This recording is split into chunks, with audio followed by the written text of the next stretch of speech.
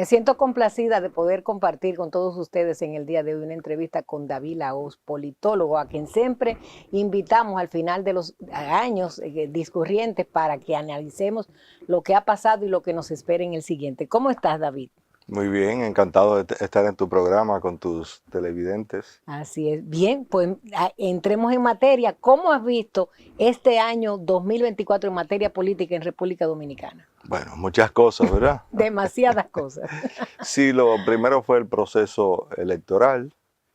Sabemos todos los resultados. El partido de gobierno se alzó con los tres poderes públicos más el poder municipal.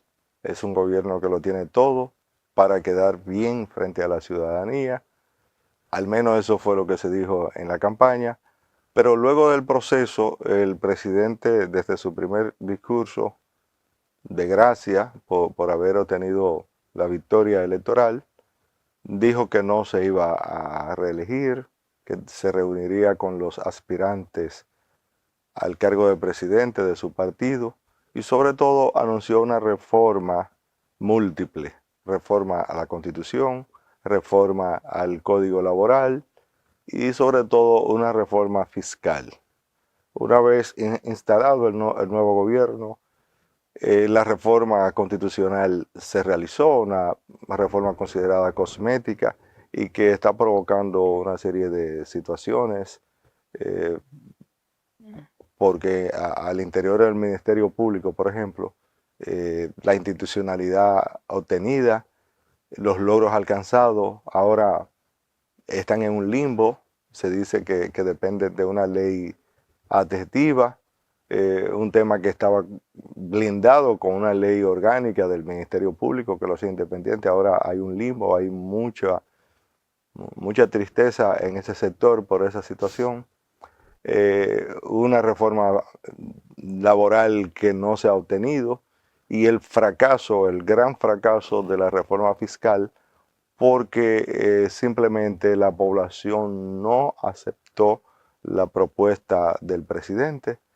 Se debe dar mérito a Pacheco, presidente de la Cámara de Diputados, que tuvo el tacto de abrir consultas públicas, porque lo que había planificado el Palacio es meter todas esas reformas simultáneamente, de manera que la gente quedara abrumada y que no supiese qué se estaba aprobando, pero Que venía en el paquetazo, como Sí, decía la gente. sí, pero Pacheco tuvo el buen tacto de abrir los micrófonos del Congreso Nacional a la gente y ahí se pudo palpar que la gente no quería, Eso fue casi una poblada, David.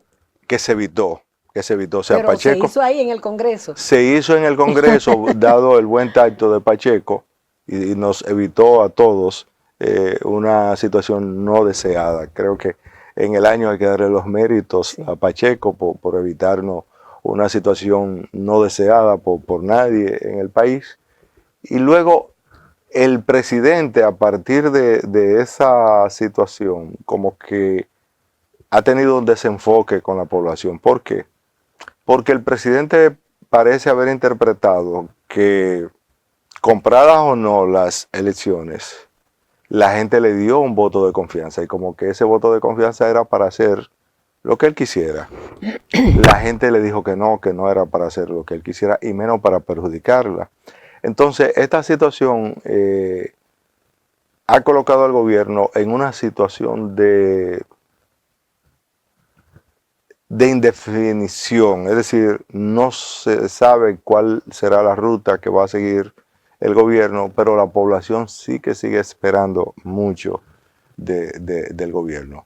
Esto apunta a que, por ejemplo, la ley de presupuesto tiene serias lagunas y que probablemente el déficit continuará siendo suplido con préstamos internacionales, pero también es un mensaje que dice al presidente que él tendrá que reorientar su gobierno. Desde que inició fue un gobierno de Popi, popularmente se le bautizó así. Luego las primarias internas del PRM dijeron que no había al interior del PRM una división entre Popis y Guaguaguá, como Guau. se dijo peyorativamente al inicio. pero sí requiere una reorientación porque al parecer la línea política del gobierno es lo que percibe, lo que quiere es desmontar el Estado social. Todo lo que, los pequeños avances sociales, se dice que la deuda social del Estado frente a la población dominicana es muy alta. Y desde 2010, desde la constitución de 2010, se venía trabajando en amortiguar un poco esa deuda social. En el gobierno de Luis, que ya es el segundo, se observa que se viene desmontando el Estado social, que todo lo que son pequeñas conquistas sociales obtenidas, entonces se están dejando sin efecto. Y él tendrá que reorientar eso el próximo año, o tendremos un año donde lo institucional no va a prevalecer sobre las barricadas en la calle, es decir, tendremos un año de muchas protestas a menos que el gobierno reoriente su camino. Y reorientar el camino implica dar participación a sectores sociales importantes e implica mantener conquistas sociales muy bien ganadas. Por ejemplo, hay un atentado contra el 4% de educación, porque bajo el sofisma de unificar dos ministerios, todo el mundo sabe que lo que se está buscando es cómo se sustrae, cómo el gobierno asume el 4% excesivo, porque simplemente el Estado no ha sido capaz de darle un uso adecuado desde el Ministerio de Educación. Entonces, ahora se quieren economizar las partidas que dan al MESI, al Ministerio Superior de Educación, con lo del 4%. Y entonces, probablemente la gente no acepte tampoco esos cambios, y de ahí la necesidad de orientar, porque aquí se ha dicho como que el MESI no tiene funciones, pero la pregunta no es si el MESI tiene o no funciones, la pregunta es si el Ministerio de Educación ha sido eficiente manejando la carpeta actual que tiene. Entonces, probablemente la conclusión es que no, todos estaríamos de acuerdo en que educación no se ha manejado bien, que ahí hay una gran corrupción con el 4% este. Entonces, si a un órgano que de por sí anda mal, usted le va a añadir la supervisión, vigilancia y sanción de 60 universidades con que cuenta el país, estamos hablando de que usted, en lugar de resolver los problemas que tiene, usted los está complicando probablemente. Entonces eso va a tener respuesta social, muy probablemente. ¿Por qué? Porque bajo el Estado social, la MESI es el órgano regulador de la educación superior. Y qué bueno que sea así, porque hay muchos institutos de investigación, hay muchas universidades nuevas que requieren un seguimiento de parte del Estado hasta que logren caminar por sí solas, porque aquí podemos contar con los dedos de las manos y nos sobran dedos, universidades que funcionan bien. Entonces, si tenemos una carpeta de más de 60, no podemos dejar eso a una unidad, a un departamento dentro del Ministerio de Educación, cuando sabemos que el Ministerio de Educación anda manga por hombro, que ahí hay una situación de manejo de recursos que no se sabe, la nación no sabe lo que está ocurriendo ahí, y cada medición dice que la educación va de mal en peor. Entonces, me parece que el gobierno por ese lado tendrá una situación muy difícil si no reorienta su política. Si nos vamos al ámbito de la salud, bueno, se ha hablado de reforma, pero fíjate que nadie toca la ley 87-01, de eso no se habla. Ese es un tema que está como vedado en el Congreso, pero que también está vedado en el Tribunal Constitucional, que es el otro órgano que podría hacer cosas. Y el propio gobierno, que a través de la CISARRIL debería hacer un trabajo y que se esperaba que Miguel Seara Hatton fuese más efectivo, tampoco se percibe que se está haciendo nada. Y Dios nos libre de que lleguemos a situaciones como la que la prensa reseña en Estados Unidos ahora, donde el CEO de una de las principales entidades de salud, de ARS Salud de Estados Unidos, sufrió un atentado mortal precisamente porque lo que percibe la población de Estados Unidos es que las ARS son entidades abusadoras, son entidades que se quedan con los recursos de los usuarios y no devuelven servicio. Es decir, tienen una posición donde priorizan la maximización de ingresos antes que la salud de la gente. Y entonces se provocan situaciones muy duras que ya en República Dominicana sabemos de esto y que quiere palearse con un seguro subsidiado y con otro no subsidiado, pero que en ambos casos son muy, pero muy costosos para la población porque el copago no ha sido eliminado de ninguna de las áreas. Y también el tema medicamento es muy abusivo en República Dominicana, porque además de que son caros, resulta que hay mucha falsificación, es decir, que todavía usted paga caro sin tener la certeza de que está pagando lo que usted ha comprado. Y entonces el gobierno no ha tenido una respuesta contundente contra esos malestares que se sabe golpean el bolsillo de la gente de manera injustificada, porque si usted paga un seguro es para que haya cobertura tanto médica como en medicamentos, y en República Dominicana eso no se observa. Entonces el gobierno va a tener frente a esa situación que dar respuesta en 2025, ya que no lo ha hecho en 2024, y esto plantea una situación que diríamos de mucho cuidado, porque parece ser que eso se va a ver afectado también por lo que ocurre en Estados Unidos, donde se esperan cargos.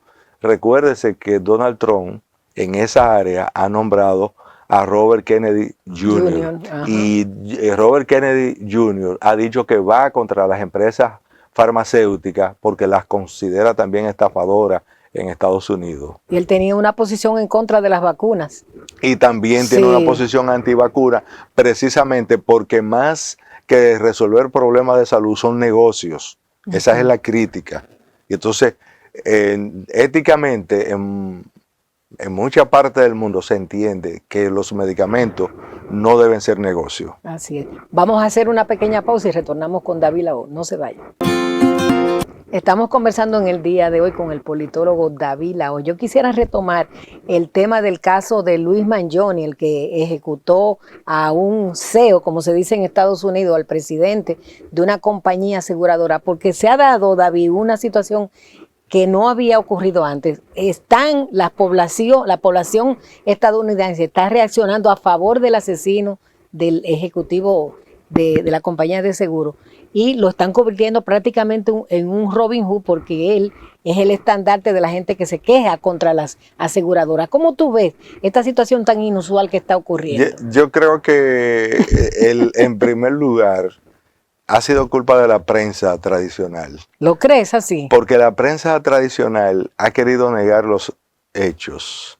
O sea, se sabe que el victimario tenía una libreta, tenía un manifiesto, y en las balas, en los casquillos de las balas también tenía un mensaje que iba directamente contra la política de las ARS. Pero eso es increíble que pasara, porque él se estaba autoincriminando ahí. Entonces, sí, entonces sucede que los medios tradicionales trataron de ocultar esa situación, es decir, el móvil que condujo a Luis Mangione a atentar contra la vida del CEO principal de una de las principales ARS de Estados Unidos. Pero luego las redes y otros medios, medios independientes, han estado aireando el manuscrito, es decir, que no hay lugar a duda de que lo hizo él porque está por manuscrito. Si hubiese sido un escrito computarizado, se podría dudar de la autenticidad de esta, pero no, es un manuscrito en un cuaderno con un manifiesto y una serie de aseveraciones donde primero él dice que va contra el capitalismo y que va contra las ARS, y eso está relacionado también con un problema de salud que él tenía, que entiende, es decir, él es a la vez víctima de las ARS, y entiende que tenía problemas de la columna y decía que le afectaba hasta su sexualidad. Sí, pero resulta que este ciudadano obtuvo en secundaria y en grado universitario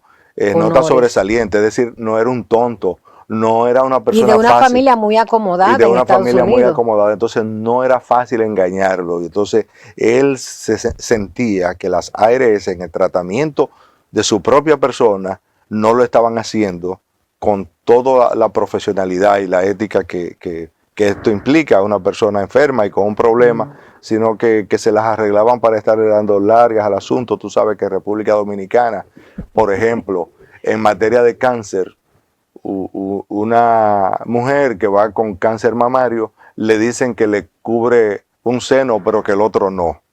Una cosa insólita, que parece surrealista. O un diabético que va con problemas en las piernas y le dice que el seguro cubre una pierna, pero que la otra no. Entonces esa serie de situaciones, él venía autopadeciéndola. No es que se lo contaron, no es que tenía un familiar con una situación de salud, sino que en su propio caso, él parece que interiorizó. Lo sufrió. Lo sufrió en carne propia, él cumpliendo con todas las reglas de su pago al día y todo, una situación que simplemente es insoportable y que se puede resumir en que las ARS aquí y fuera de aquí tienen a la salud como un negocio, y eso a nivel de ética humanitaria, eso es simplemente lamentable, y habrá que revisar eso tanto en República Dominicana como fuera de República Dominicana, porque simplemente en Estados Unidos eso ya se ha convertido no en un tema individual, sino en un tema social, donde la gente se está solidarizando con esta persona que era objeto de estos abusos. Ponen carteles en las calles a favor de él. Carteles, manifiestos también en las redes sociales también. Sí, y están recaudando fondos para que la misma población subraye la defensa judicial de esta persona. Entonces, esto quiere decir que tendremos en ese tema un 2025 muy caliente, porque como la persona fue atrapada viva, en algún momento tendrá que declarar.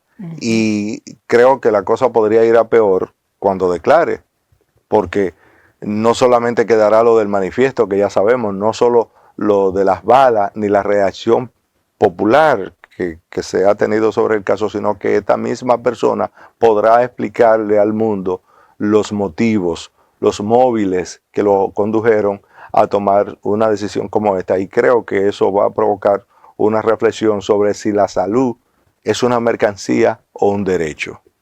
Esa repercusión de este caso en República Dominicana, ¿qué nos deja de enseñanza para las aseguradoras que se conocen aquí como ARS? ¿Qué debemos cambiar de ellas? Bueno, Estados Unidos actúa como referente para nosotros generalmente en cosas negativas. Lo que deberíamos esperar es que esto repercuta positivamente en República Dominicana y que las ARS, como el Congreso Nacional, se den cuenta de que debe de actualizarse la ley 87-01, porque tienes muchas debilidades, tienes muchas falencias, y debe de reconsiderarse el punto de vista de que la salud es una mercancía, de que la salud es un negocio, de que las ARS están para administrar fondos de salud, y administrar no significa maximizar beneficios. Implica que haya un reparto adecuado de los recursos y que existan una serie de situaciones como la medicina preventiva, que aquí en República Dominicana no se practica la medicina preventiva, que el tema seguro que está por ahí mismo también envuelto, sea también preventivo. Nosotros tenemos la más alta incidencia de accidentes de tránsito del mundo. Entonces, reconstruir un tobillo, una mano, una extremidad inferior o superior cuesta caro. Entonces, las empresas aseguradoras deberían tener políticas preventivas para, si quieren entonces tener muchos recursos, que lo hagan sin que la población salga perjudicada, porque teniendo la alta tasa de accidentes que estamos teniendo, es simplemente imposible, es inmanejable.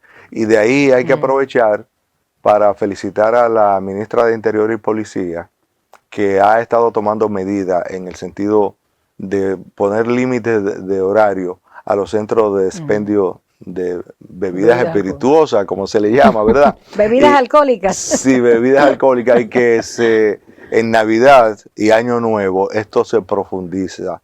Entonces, el control en esas áreas, porque el que sale en una moto luego de darse unos tragos Claro, es un cohete potencial, así es. potencial, y un peligro no solamente para él, sino Para para los demás. cualquier tercero que vaya pasando, Dios no lo quiera, en el momento en que va esta persona con los sentidos alterados, y entonces ahí tenemos una situación fatal que repercute en la familia, que repercute en la sociedad y que representa un coste para médico y un coste para las aseguradoras. Pero entonces con una política de prevención, con una política que contemple que los centros de atención primaria funcionen realmente en el país, que no ha sido posible, a pesar de que la ley es de 2001, estamos en 2024, todavía estamos luchando porque hayan centros de salud primario y que haya un debido seguimiento a los problemas de salud que pueda tener la población.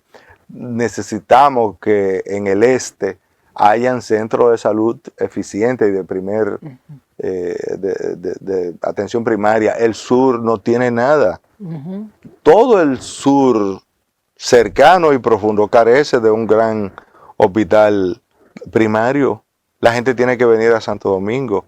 En el norte se han hecho algunos progresos, pero la línea noroeste completa está sin tener un gran centro de atención primaria. Y luego de la atención primaria, entonces se requieren de los centros especializados. El dinero existe, las ARS y las entidades de salud, de seguridad social, tienen los recursos, pero ellos están viendo esto como la posibilidad de desde ahí migrar ingresos a inversiones en turismo, en otras áreas, apretarle al gobierno, invertir en bolsa. Es decir, están destinando esos recursos a temas que no son lo que la ley establece, como es la protección de la salud y la seguridad social de la gente. Entonces, en 2025 debería el gobierno focalizarse en ello, porque la CISARIL y la DIDA son entidades que están para regular ese mercado, para regular, para sancionar cuando hay exceso.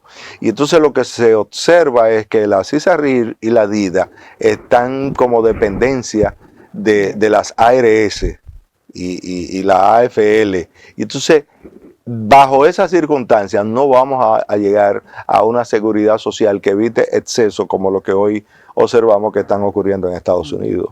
Bien, pues vamos a hacer una pequeña pausa y retornamos con David Laos. No se vaya.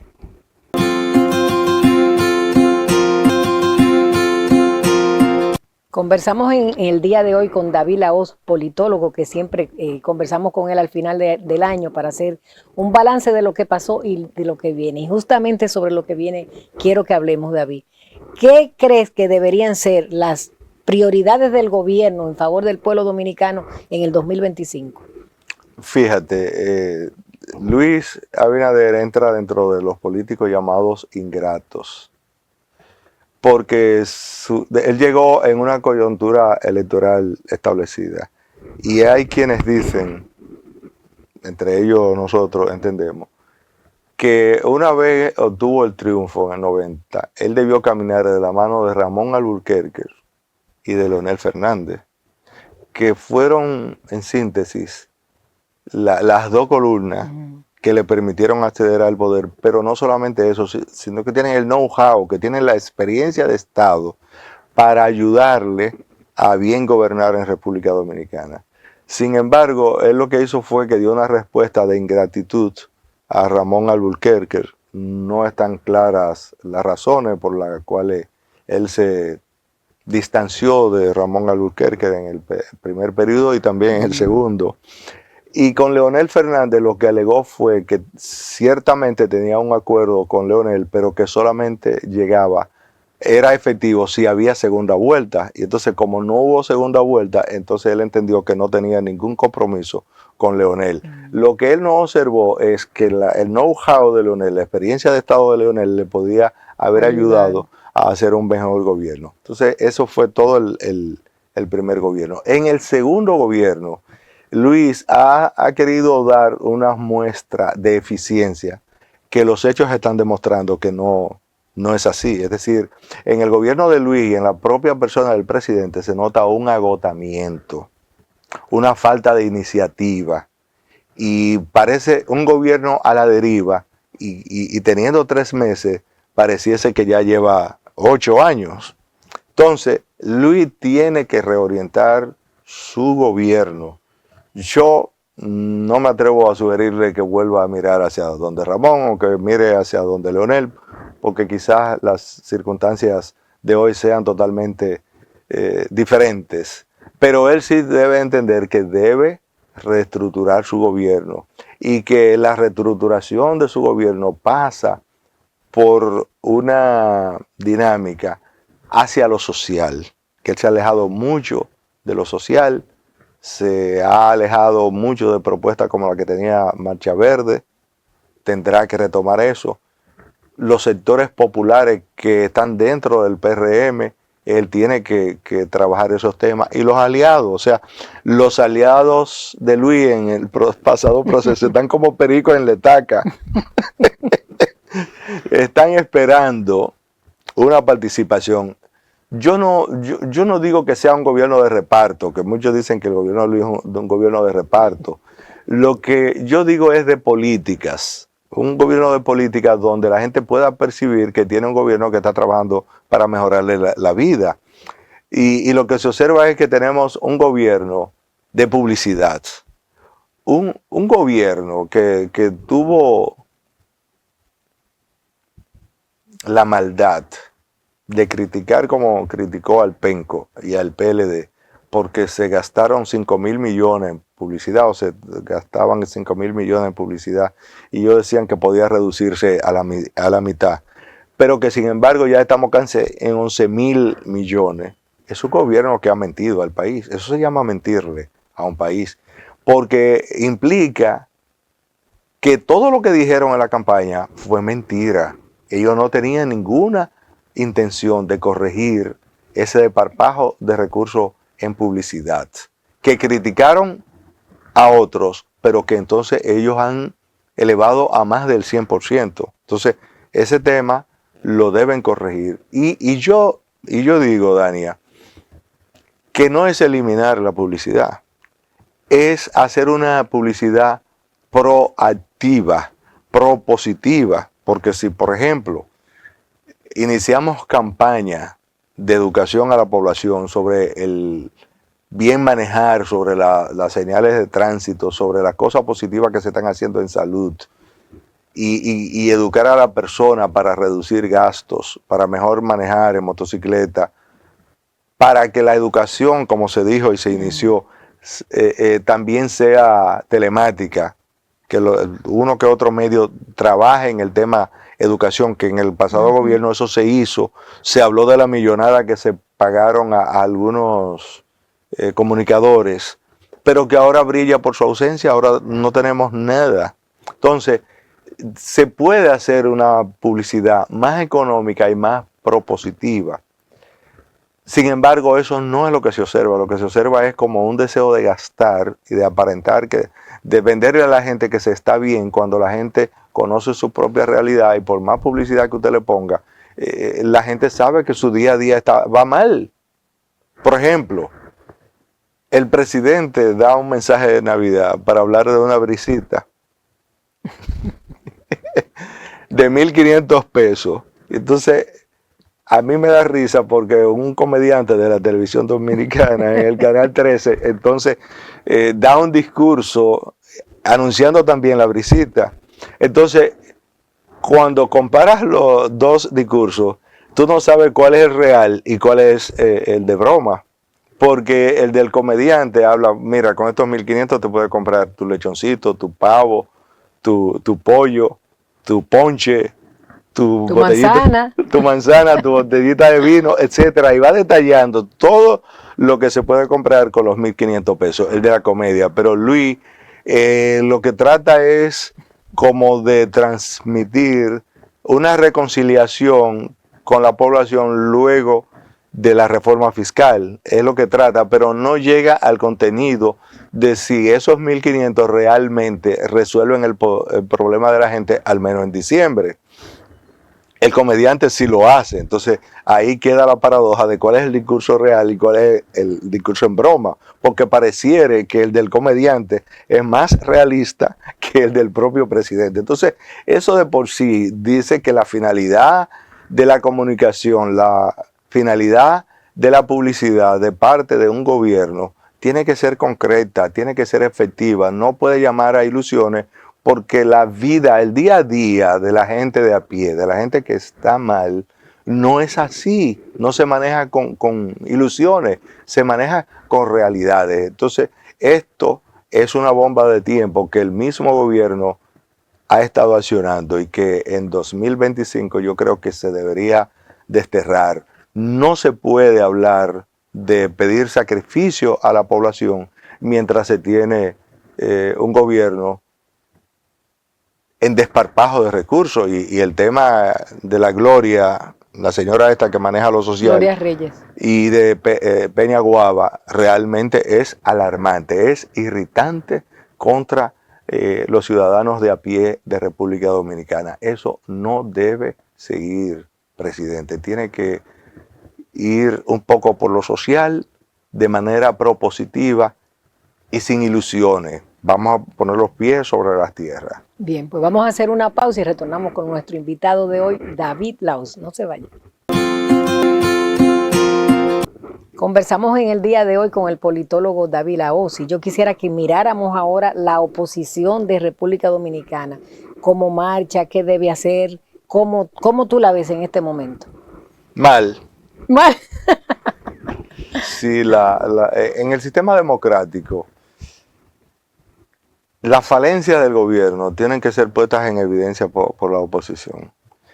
Y la oposición dominicana, por problemas internos de ella misma, no ha estado en capacidad de mostrar al gobierno las falencias, los errores que está cometiendo de forma puntual. Se podría decir que hay un mensaje difuso de parte de la oposición hacia la población.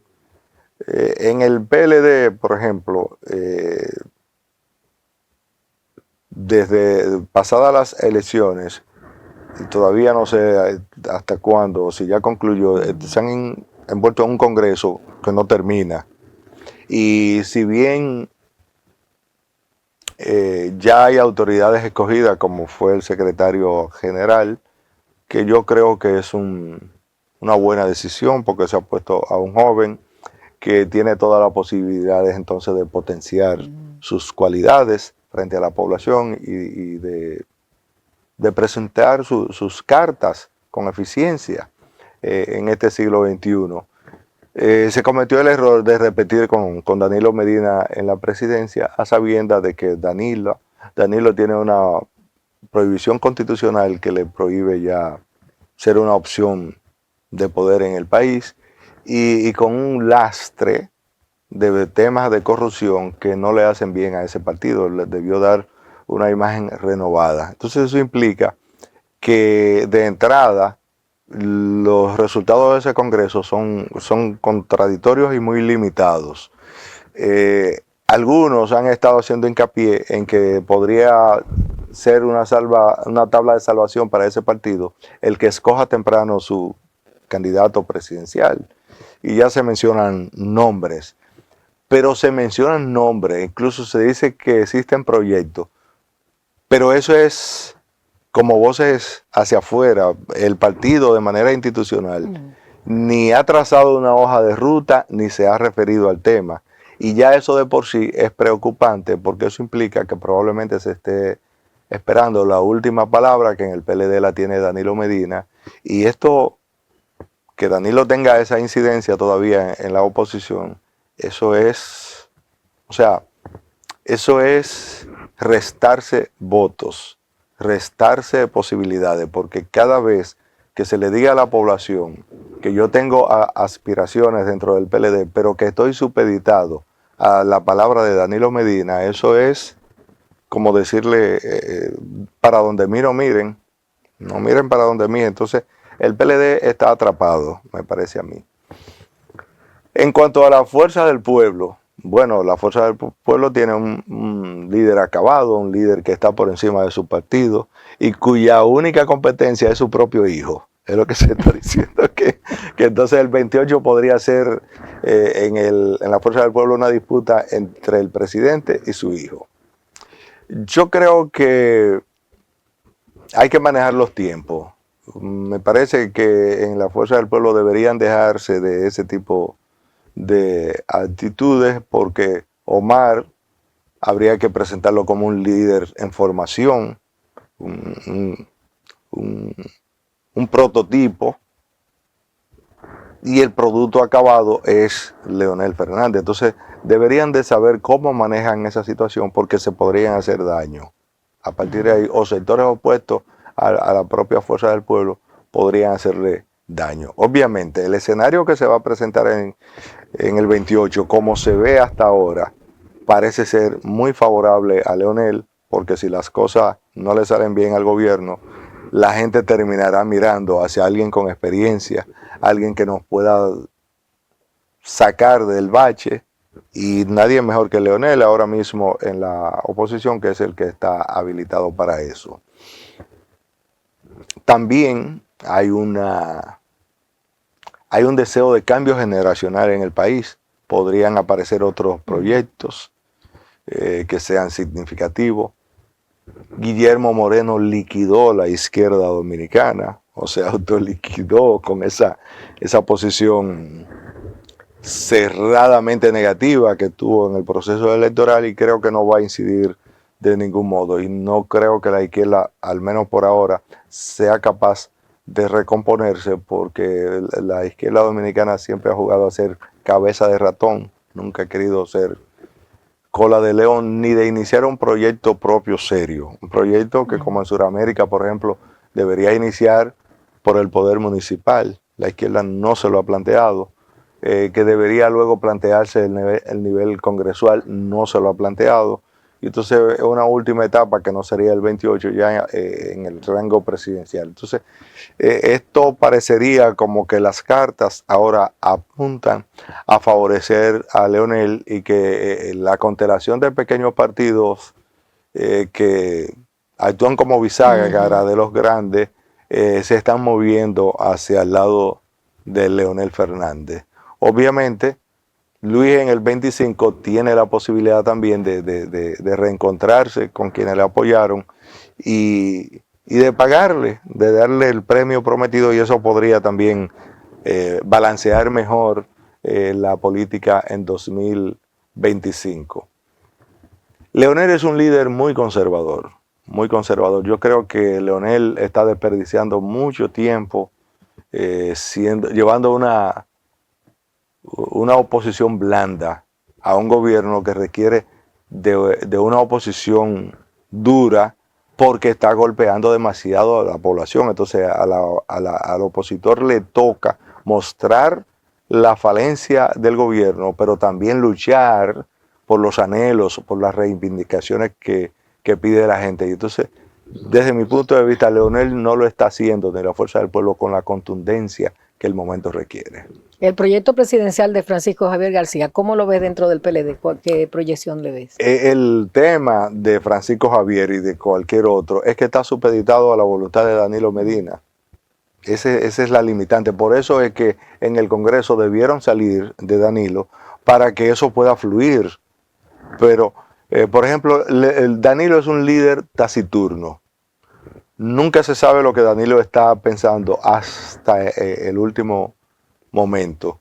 Y entonces así no se puede hacer política. O sea, si Francisco Javier, que es un potencial candidato, arma toda una estructura, pero luego, después de todo ese esfuerzo, Danilo le sale con una barra basada, como ya ha pasado en el pasado, sería muy difícil. Entonces es muy probable que Francisco y otros que están por ahí en la misma situación, lo que estén sea luchando por ganar el favor de Danilo. Pero resulta que Danilo no está ni con el uno ni con el otro, sino con su propia situación. Entonces eso hace que el PLD tenga dificultad. Por eso es que lo más beneficioso fue lo que se dijo al inicio del Congreso, y es que Danilo se retiraba. o que pasaba a ser un presidente ad vitam, o sea, que le diera espacio a otra persona para que eso pudiera fluir, pero todo está supeditado a Danilo ahí, entonces eso, o sea, ¿cómo usted levanta un proyecto en esas condiciones? ¿Cómo usted invierte? ¿Cómo usted se pone a trabajar para luego de que usted haga un trabajo, entonces enfrentarse a una situación dentro de su propio partido en la que podría ser favorecido, pero también podría ser perjudicado? Entonces, sería peor porque implicaría una nueva división al interior de un partido que está de por sí disminuido. Entonces, para bien o para mal, la retranca del PLD no son los PLDistas, no son los dirigentes PLDistas, es Danilo Medina. Bien, invoco ahora tu condición de presidente de Fundecon para analizar un poco esta época que es la de mayor consumo en todo el año, la época navideña y de Nuevo Año.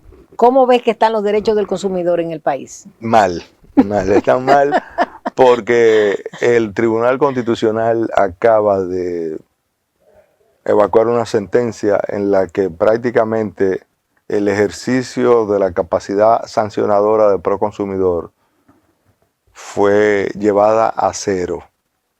Obviamente, el Constitucional probablemente tuvo en ello una ayudita de parte del propio Proconsumidor, porque ahí se tiene a un director que está vendido a los sectores del empresariado dominicano, que para nada mira hacia los derechos del consumidor, que es un dirigente político y que como político está actuando políticamente, pero no está actuando como un CEO de los consumidores. Entonces, él se hizo de la vista gorda, hizo como el avestruz mientras corría la sentencia en el Tribunal Constitucional, y entonces esto ha dado los resultados que tenemos en la actualidad. Debo decir que nosotros veníamos sosteniendo que ese director de Proconsumidor era ilegal, era violatorio a la ley. La ley prohíbe que un político de capa y escala como Eddie Alcántara esté al frente de esa institución. Pero el propio Tribunal Constitucional evacuó una sentencia habilitándolo y diciendo que sí, que él podía estar en esa posición. Ese fue el primer zarpazo que contra los consumidores dio el Tribunal Constitucional.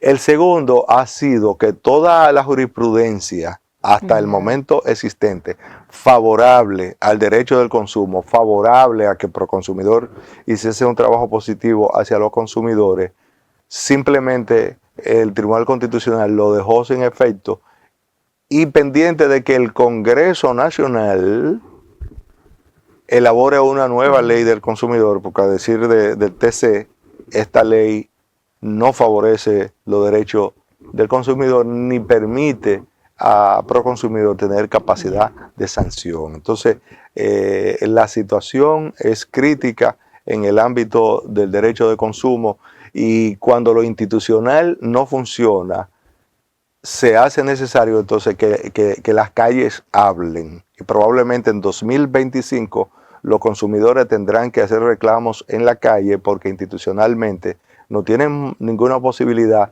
de canalizar sus inquietudes. Y una de las consignas en la calle de los consumidores necesariamente va a ser solicitar la supresión del Tribunal Constitucional, porque está visto que este órgano, que en la propia Constitución se es presentado como el guardián y defensor de la Constitución, es el que más duro la ha estado golpeando en la actualidad. Bien, pues con estas palabras concluimos esta interesantísima participación de David Lagos aquí en nuestro programa Teleopina. Agradecerle a ustedes que hayan estado con nosotros y esperarlo la próxima semana. Hasta entonces.